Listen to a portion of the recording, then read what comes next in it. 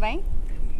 Eu queria que você falasse um pouquinho, se apresentasse para as pessoas que estão nos assistindo. Conte um pouquinho da sua história. Tá bom. Eu sou professor de yoga. Eu trabalho com a divulgação da consciência prânica e também agora de uma forma mais enfática a minha relação em estar divulgando o veganismo. Tem sido meu trabalho prioritário. Eu sou mineiro. Eu também. Você também? Então, e eu viajo assim bastante com esse ponto de estar falando com as pessoas, despertando nelas essa reflexão.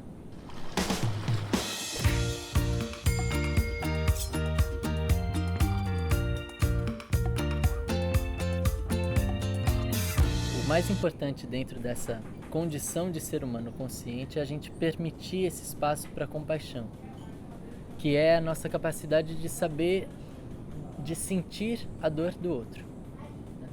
Então, uma vez que o ser humano ignora o sofrimento alheio, de certa maneira ele está ignorando a sua própria natureza. Então, o veganismo ele traz essa ideia da libertação animal, que a gente vai ver que todas as relações de desequilíbrio, de conflito que existe na sociedade, a gente aplicou nos animais em algum momento, né? A escravidão, o abuso, né? Essa coisa do especismo, que é um reflexo muito próximo do racismo, do sexismo. Então, uma vez a gente mudando essa estrutura, né, da nossa relação com os animais, a gente vai estar curando a sociedade. Então, vejo muito forte essa necessidade, vejo como o tema mais urgente do momento, a gente está trabalhando nesse sentido, da libertação animal. E em relação assim, ao yoga, qual é a ligação do veganismo com o yoga, na sua opinião? O yoga, ele traz princípios que libertam, princípios que elevam, e a conduta vegana é de você permitir a liberdade do outro, né?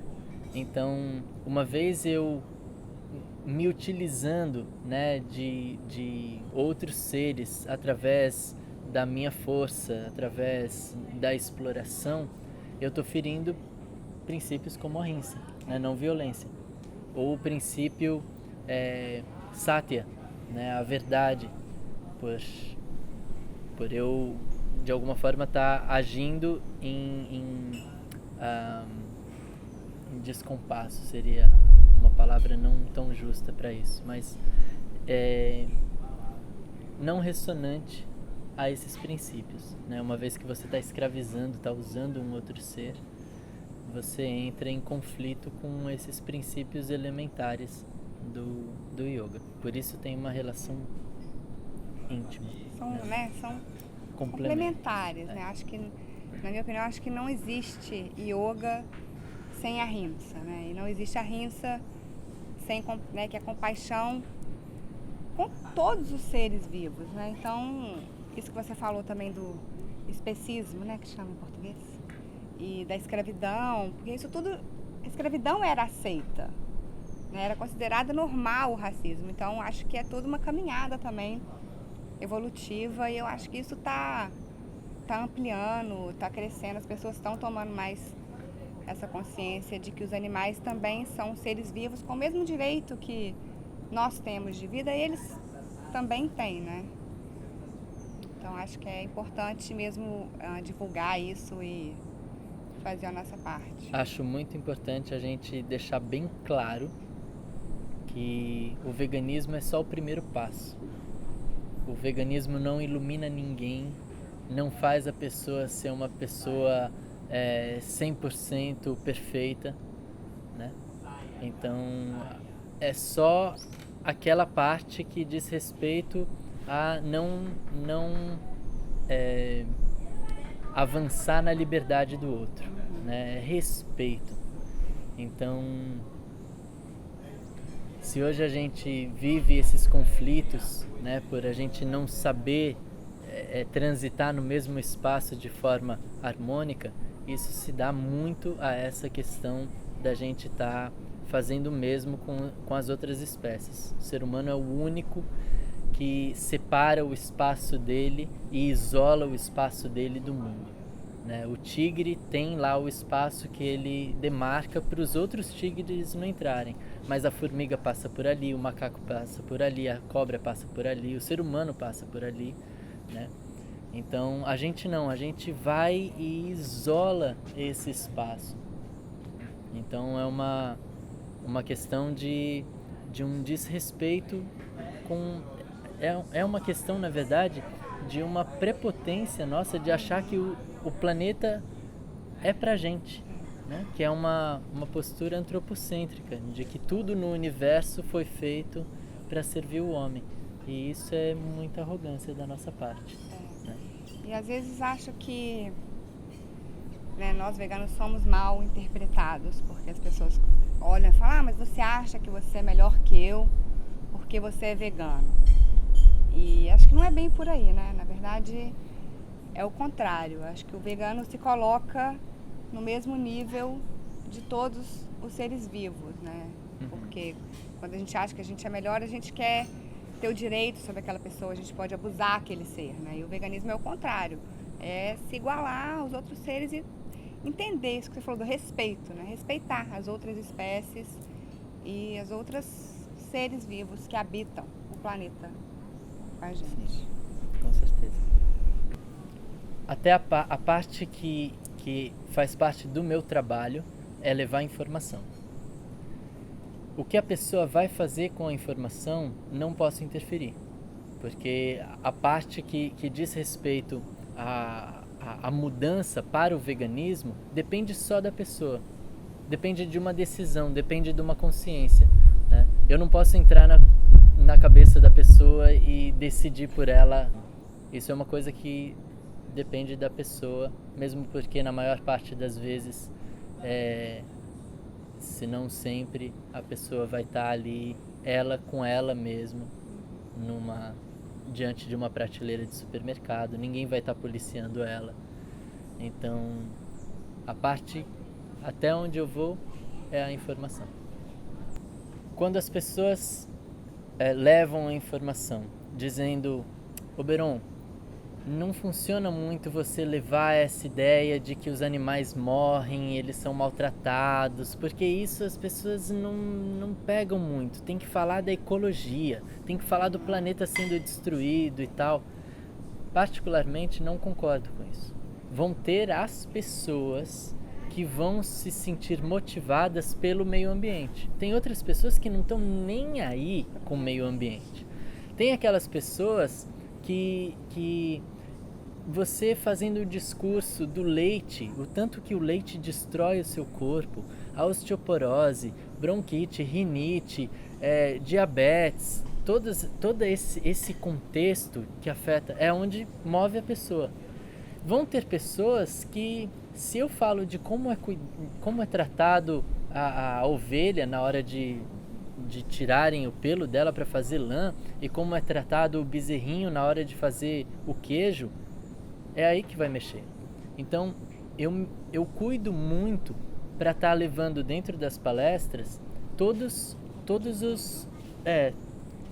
os veículos, de estar acessando as pessoas, porque às vezes o meu discurso ecológico vai fazer a pessoa falar: uau, quantos dados, mas o que isso vai afetar na minha vida? Nada. Onde e às é vezes, onde é a minha parte nisso? E eu tô dando dados, números, né? Eu tô dando estatísticas e tudo mais. Mas às vezes eu contar como é que é o bezerrinho indo pro abate, mexe e muda a pessoa. Então vai depender muito de ouvido para ouvido, como a pessoa internaliza a informação. Tendo esse cuidado, eu busco trabalhar nesse campo mais amplo, abarcando essas diferentes formas de recepção dessa informação. Procuro explorar todas possíveis, né? a questão política, a questão espiritual, que é pouquíssimo, né, colocada dentro do meio do veganismo. Até existe uma certa repulsa a tratar desse assunto para não entrar na questão da fé, e eu acho muito legal trazer esses princípios à tona.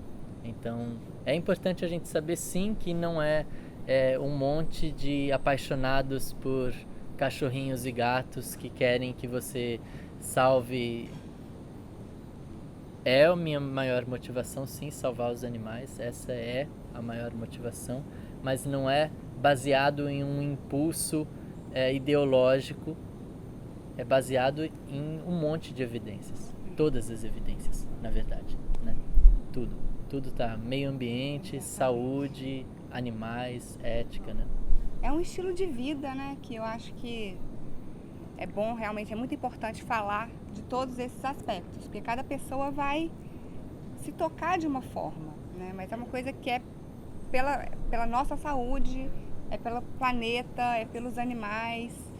Então é uma coisa tão grande, tão abrangente, tão bonita, né? Se você para olhar, você fala, gente, eu tô fazendo uma coisa que é um bem geral, que não tem nada que você pode falar que vai contra Sim. esse estilo de vida. E na verdade depende tão pouco da gente para uma transformação tão grande, né? Então, por exemplo, eu tô diante de uma família, pai e filho, e o pai dá abertura para eu trocar essa ideia, mas ele mesmo não está nem um pouquinho interessado, mas diante dos questionamentos do filho, ele está passando a bola para eu estar falando sobre isso. Para uma criança de 10 anos entender, eu levo sempre esse exemplo que é hoje utilizado inclusive em campanhas veganas, que é a questão do cachorrinho que está do lado dele, que ele tem, que ele reconhece, que ele vê a inteligência, vê o carinho, né? Vê que fica triste, vê que fica alegre. E com o porco é a mesma coisa. Com a galinha é a mesma coisa. Se a gente desse chance para o porco, de repente a gente ia ficar tão surpreendido com a reação, a inteligência, o carinho, o ficar triste, o apego. A gente ia ver que é igual, né?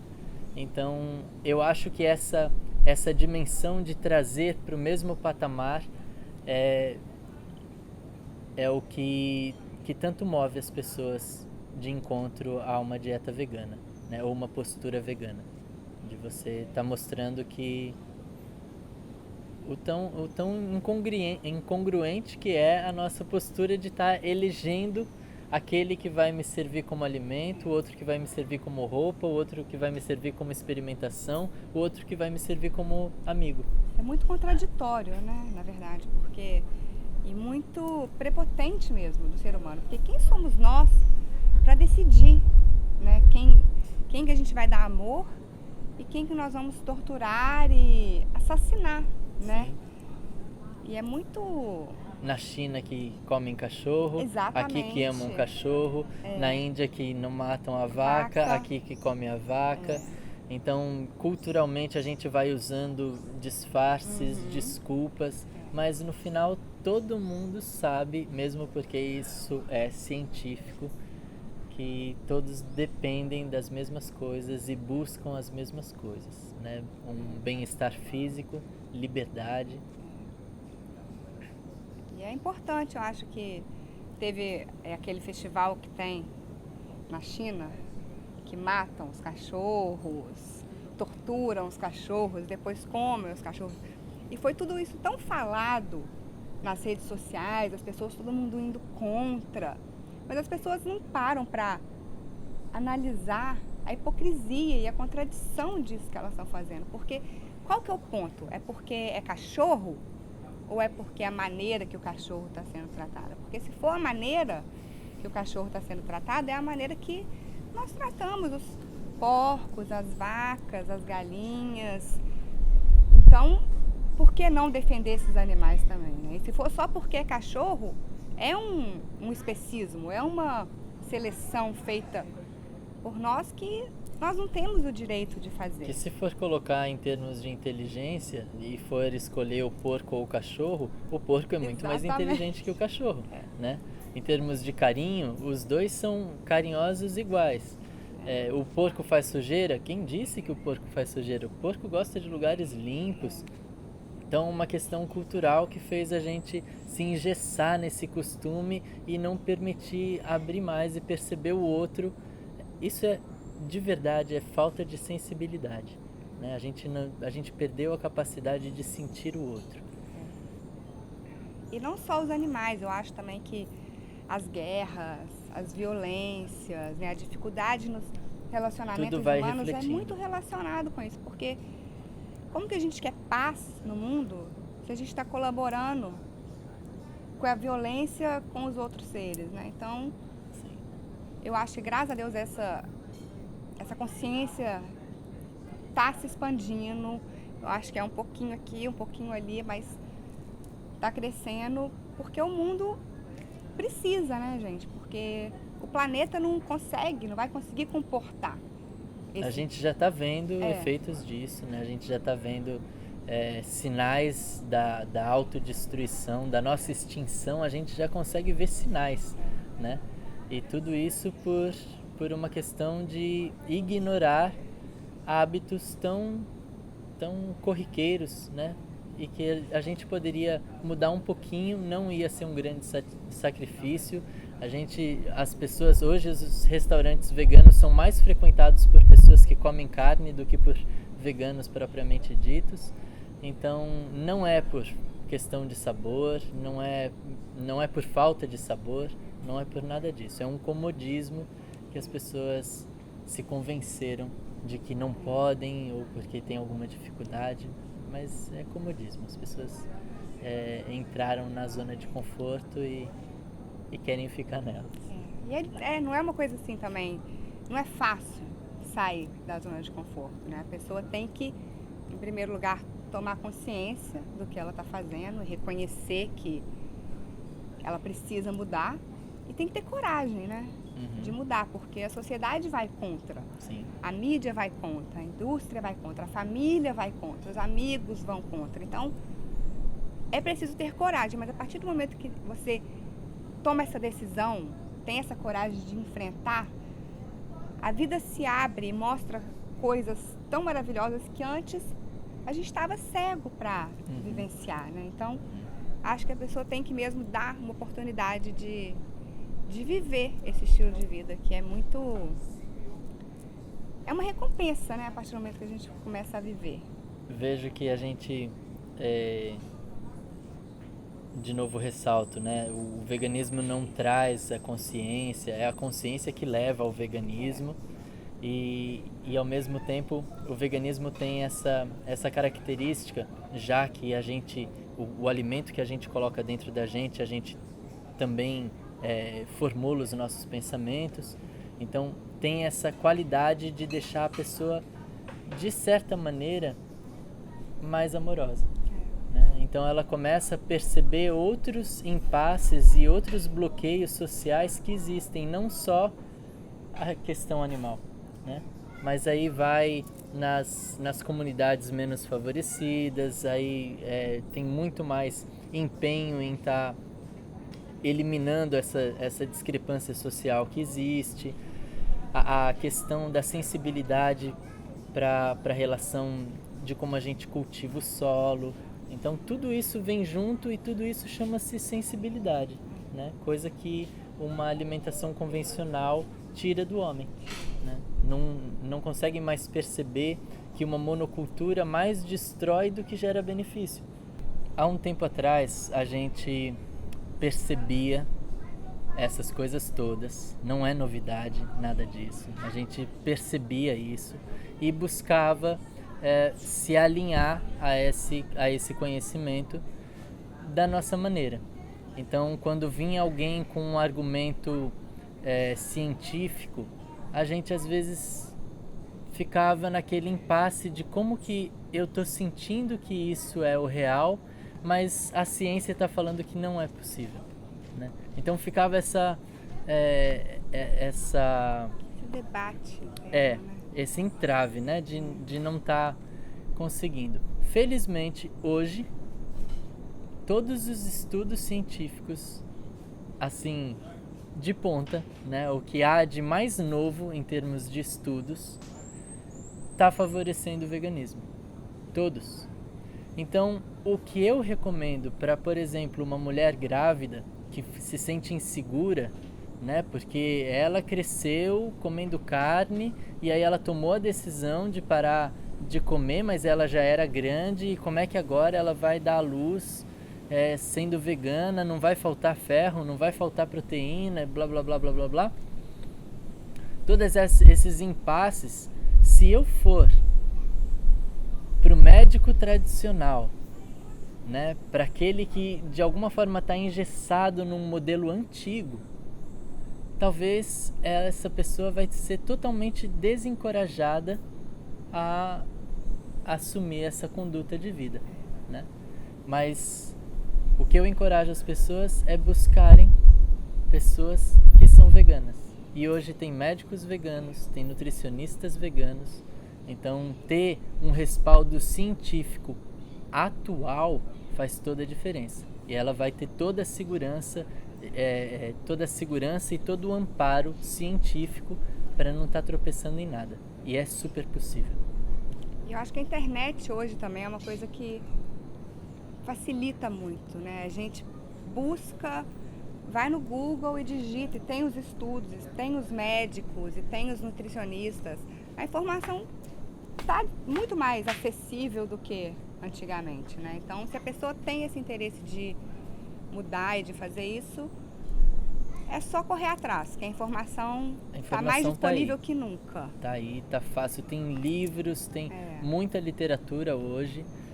Claro que se a gente recorre às mesmas fontes de sempre e aquelas pessoas que a gente já sabe que tem uma predisposição a ir contra, a nossa resposta a gente já pode prever. Então, ter esse cuidado de estar buscando uma fonte que favoreça.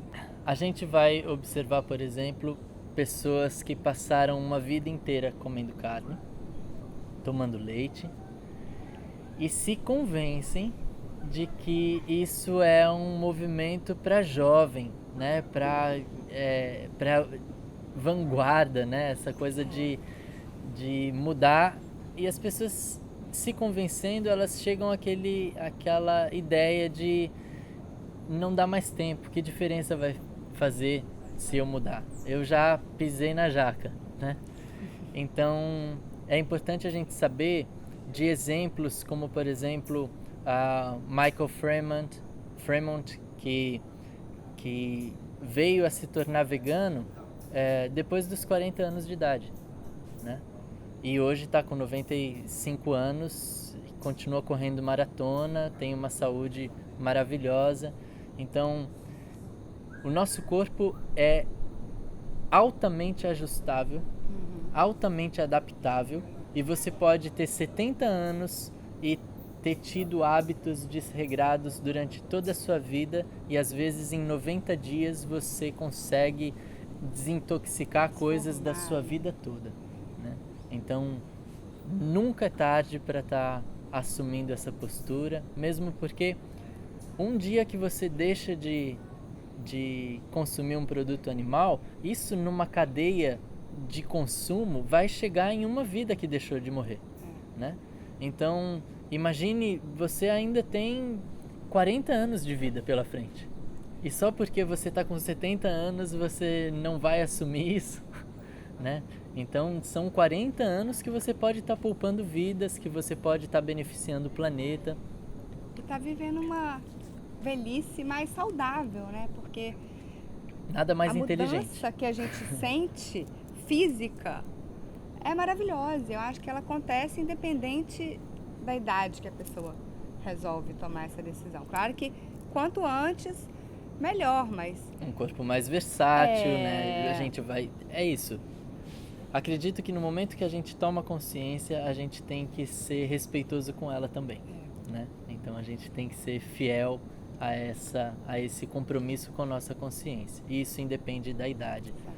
E um dia que você infringe a sua consciência significa uma devastação enorme, emocional, ética, ambiental, espiritual. Né? Espiritual.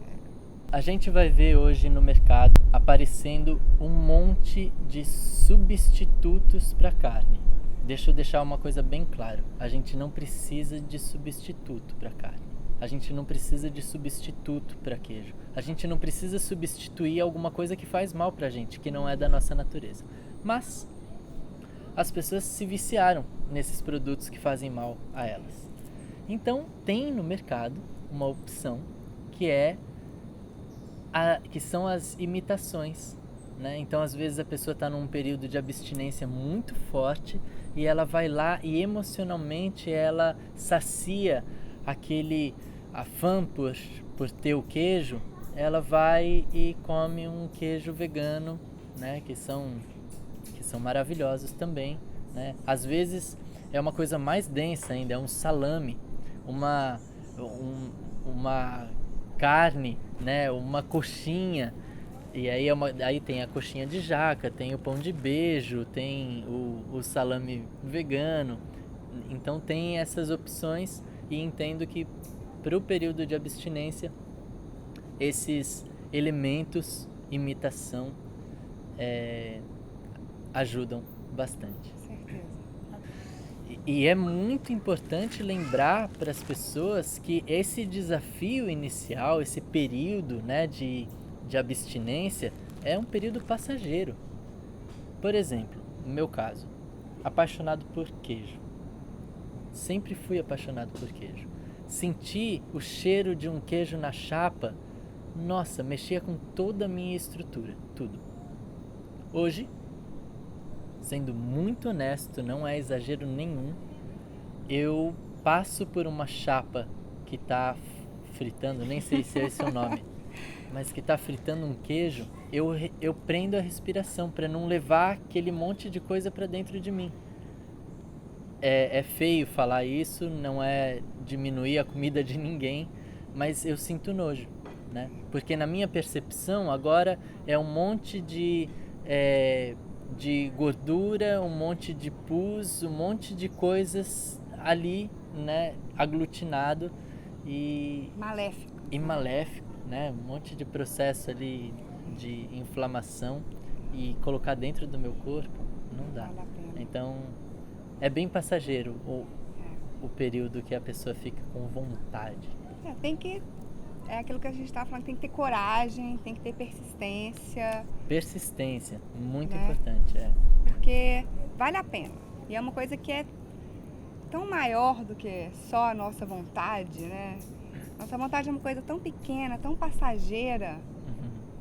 E essa mudança é uma coisa que beneficia tanta coisa, tantos animais, tanto o planeta, as pessoas, que vale a pena passar por esse período de abstinência, por essas crises. E é muito importante. A vontadezinha que você passa pela falta do queijo não vale a morte de um bezerro. E se você acha que está sendo muito duro para você, lembre-se sempre ou se coloque no lugar do bezerro indo para o abate, do boi indo para o abate, tá? Aí a gente vai ter real percepção do que é difícil, né?